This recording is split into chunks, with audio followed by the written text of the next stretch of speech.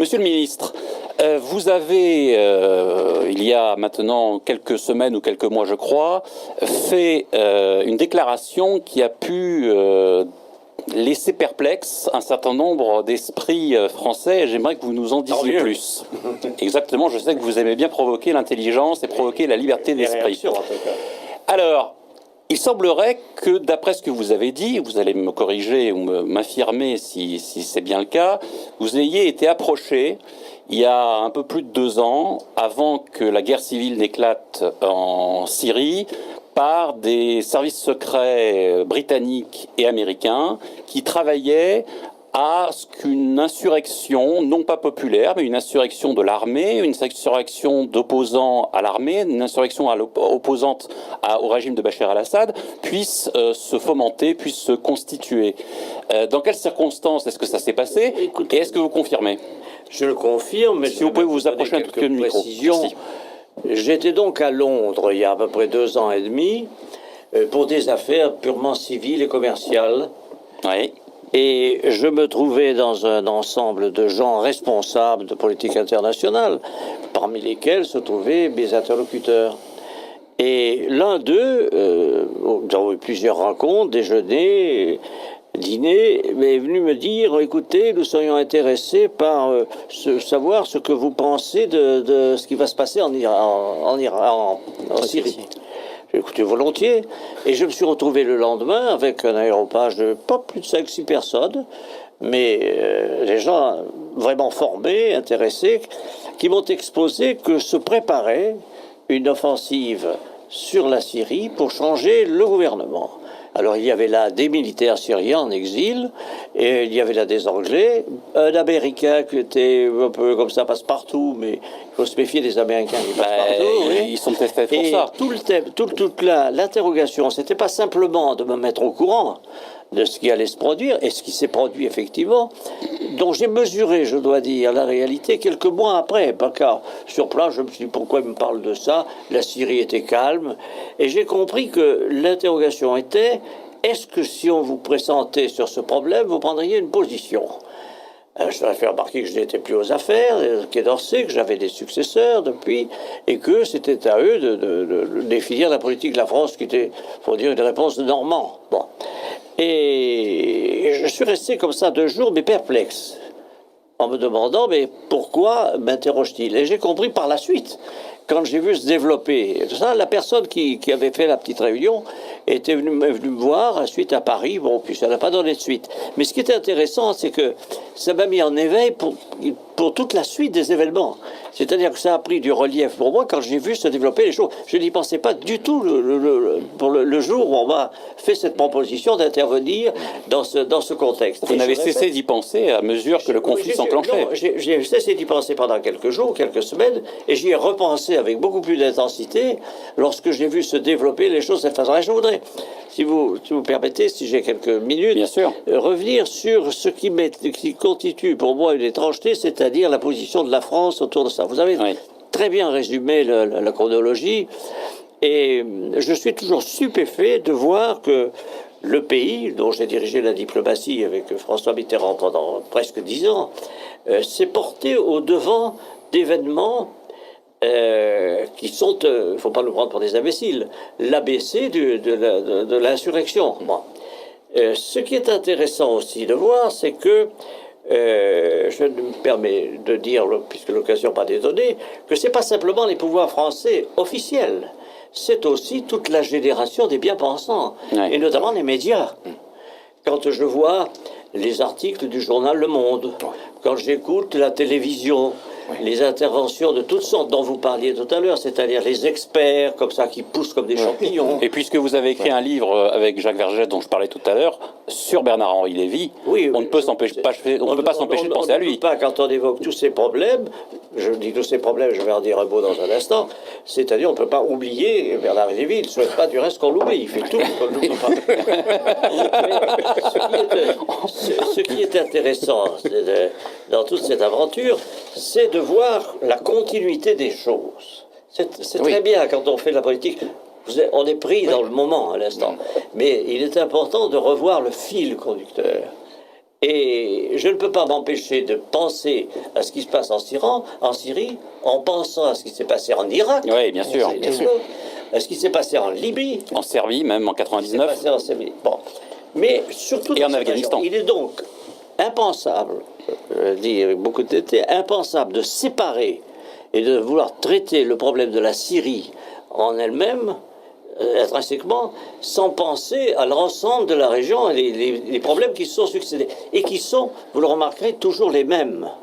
Avec cette fois une intensité du côté de la diplomatie française qui n'existait pas toujours avant. Encore que, si on regarde bien l'événement, c'est pas la position de M. Sarkozy n'est pas différente de celle de M. Hollande. Celle de M. Hollande est encore plus forte.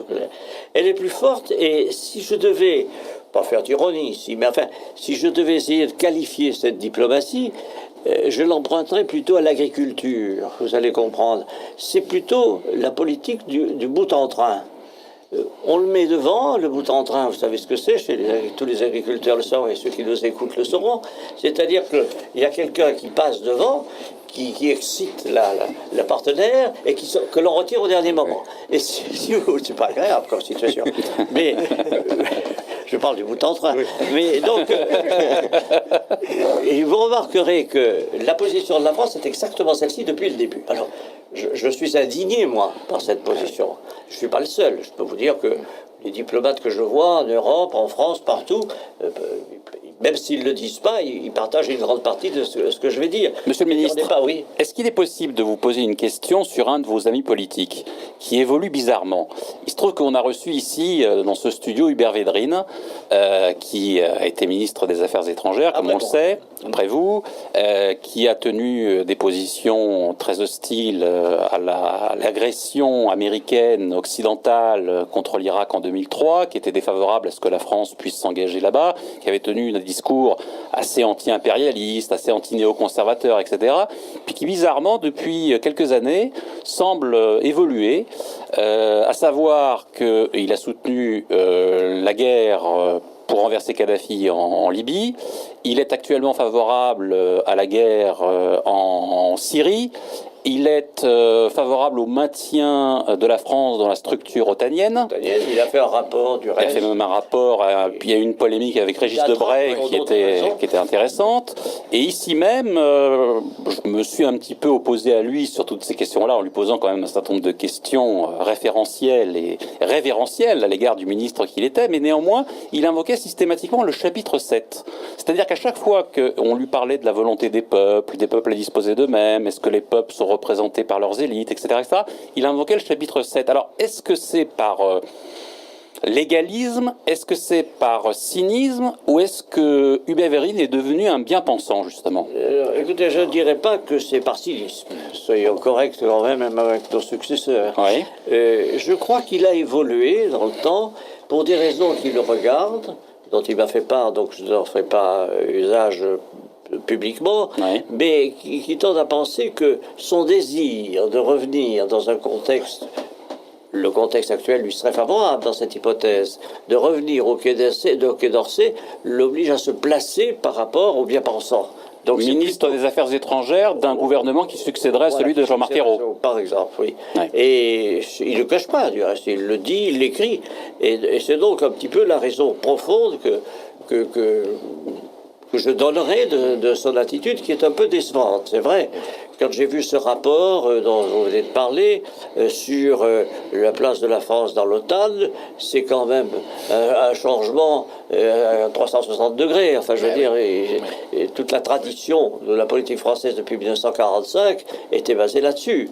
On a assisté à beaucoup de tentatives, mais venant de la part de quelqu'un qui se réclame gaulliste, comme Gaulo-mitterrandien même, contre l'atlantisme des élites mondialisées. Une révélation. J'ai été ministre des Affaires étrangères de François Mitterrand pendant 10 ans. Chaque fois qu'il y avait une réunion internationale, et notamment à l'ONU, où je faisais le discours tous les ans, avant de partir, François Mitterrand m'appelait régulièrement et me disait surtout, Roland, n'oubliez pas que nous ne sommes pas dans le, n'oubliez jamais que nous ne sommes pas dans le commandement intégré.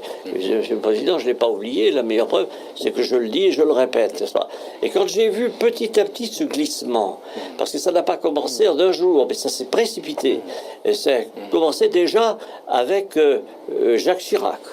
Bon, quand j'ai vu que cette position qui avait été posée en principe par le général de Gaulle était bafouée par des gaullistes, c'était quand même un peu préoccupant. Oui. Quand j'ai vu ensuite que M. Sarkozy, président de la République, a dit on va rejoindre le commandement intégré, ça a été fait sans consultation et ça a été fait à la va-vite en quelque sorte. Et surtout quand j'ai vu arriver François Hollande, dans les 48 heures qui ont suivi son élection, cela a échappé à beaucoup de gens. Dans les 48 heures qui ont suivi son élection, il a dit bien sûr, la France ne remettra jamais en question son appartenance au commandement intégré. Donc il y a eu ce glissement depuis des années qui était déjà très préoccupant, mais qui crée le cadre général de l'action maintenant de la France. Il n'est pas surprenant que la conséquence soit celle-ci. Ce qui est plus surprenant, c'est le rôle particulier que joue la France, je répète tout à l'heure, le bout en train dans ce contexte. Parce que ce n'est pas honorable en même temps. Je veux dire, si la France, on peut dire ce qu'on veut, la France prend la tête d'une croisade, parce que c'est une croisade, c'est sa responsabilité. Mais je veux dire, il ne faut pas le faire mesquinement. Oui. La France est plus grande que ceux qui, aujourd'hui, parlent en son nom, et il ne faut pas non plus habiller des choses comme ça. Oui, mais justement, Dominique Jamais avait l'air de dire tout à l'heure qu'il y avait un caractère un peu occident sûr de lui et dominateur, alors que vous avez l'air de dire que c'est plutôt la rhétorique des droits de l'homme, bien que les deux ne soient pas forcément incompatibles. C'est plus la rhétorique des droits de l'homme, du reste on en parle très peu, faire la campagne sur le thème Assad assassine son peuple, ça fait sourire tout le monde. Rappelez-vous, c'était le thème pour Kadhafi, c'était le thème pour l'Irak aussi. Pour Saddam Hussein, oui. Saddam Hussein. Discours victimaire. Bien sûr. Et c'est pas la première fois qu'on se mobilise. Ce qui est beaucoup plus intéressant, c'est de voir le rapport des forces. Comment, par exemple, Jacques Chirac a-t-il fait pour ça? Il a commencé par marchander avec l'OTAN. La France peut-être rejoindre le commandement intégré. Ça a duré quelques semaines. Les Américains ont été attentifs à cette ouverture et ils ont dit, ben oui, pourquoi pas. Ils ont commencé à discuter. Et Chirac, très habilement, a dit, mais il faut qu'il y ait une récompense pour la France. Nous voulons le commandement, ce qui, après tout, se pouvait se construire. Quel commandement, ont dit les autres? Mais le commandement du flanc sud de l'Alliance Atlantique, c'est-à-dire la Méditerranée. Et à ce moment-là, ce jour-là, dans l'heure qui a suivi, les Américains ont dit non. La Méditerranée n'est pas question. Pourquoi? Parce que c'est l'axe majeur qui conduit à la défense d'Israël s'il y avait un conflit de bain. La Mare Nostrum face à Israël. Il faut très bien réfléchir à tout ça. C'est un plan d'ensemble. Il ne faut pas se cantonner comme ça à des données de première main qui n'ont pas de fondement. Donc ma position est très critique et de plus en plus critique sur cette affaire. Et je dis quelquefois, heureusement, qu'il y a eu la Russie. Et c'est là où la France a fait la première faute. Une faute d'analyse. Moi, je me souviens que depuis 2 ans, depuis cet épisode de l'Angleterre que je vous ai raconté, je ne cesse de dire jamais la Russie n'abandonnera la Syrie. Vous m'en riez. La grande diplomatie, c'était au contraire, on va mettre un coin entre la Syrie et les Russes. On va mettre un coin entre l'Iran. Rien n'a marché et tout a capoté. Et on voit bien aujourd'hui que c'est Poutine qui a gagné sur cette vague, est revenu dans le concert international et qu'au fond c'était de combine avec Obama, parce qu'Obama il voulait s'en sortir, il voulait s'en laver les mains, il voulait s'en sortir le plus vite possible. Un petit mot sur quand même l'habillage qui est fait. Nous avons dit tout à l'heure il y a une grande continuité, c'est vrai, on vient de le dire, on en a rajouté. J'ai dit moi-même mon mot là-dessus. Je voudrais vous rappeler quand même qu'il y a eu une propagande américaine il y a 4-5 ans, quand le président des États-Unis, je ne me rappelle plus lequel, avait fait un grand discours en disant nous allons modeler le Proche-Orient et y amener la démocratie. C'est ça l'idée aussi, pour faire rêver un peu. Et c'était l'idée du grand Proche-Orient. Le grand Proche-Orient et la démocratie. De George Bush. Oui. George Bush. Nous allons y amener la démocratie. Bon. Qu'est-ce qui se passe à partir de là? La mise en application, c'est la destruction d'un certain nombre de régimes. Comme par hasard, les régimes les plus autoritaires, ceux qui vitupéraient le plus contre Israël, contre la domination de l'Occident, etc. Et pour y établir la démocratie, quels sont les exemples que nous avons? L'Irak, c'est une pagaille sans nom, l'Irak. On y assassine tous les jours. Il n'y a plus de pouvoir central. La Libye, il n'y a plus de pouvoir central. On assassine les ambassadeurs à Benghazi, l'ambassadeur américain. Et Le prochain, ça devait être probablement l'Iran. Je ne sais pas ce qui va se passer avec l'Iran. Mais ce sont de fins négociateurs, les Iraniens. Est-ce que ça n'était pas d'ailleurs l'objectif d'un certain Occident de faire tomber le petit, la Syrie, pour faire tomber le grand immédiatement derrière, l'Iran? Entre-temps, il fallait passer par la Syrie en raison de son alliance. De là, toute cette campagne sur on va mettre en les armes de destruction massive, etc. Oui, mais il s'est trouvé que la Russie est intervenue. La Russie, c'est pas le Liechtenstein, hein. C'est quand même quelque chose qui compte. Et la Chine. La Chine, elle suit la Russie. Mais la Russie, c'est très déterminé. Regardez le nombre de bateaux qui ont circulé dans la Méditerranée orientale à la suite de la déclaration de Poutine. On prend la mesure des choses.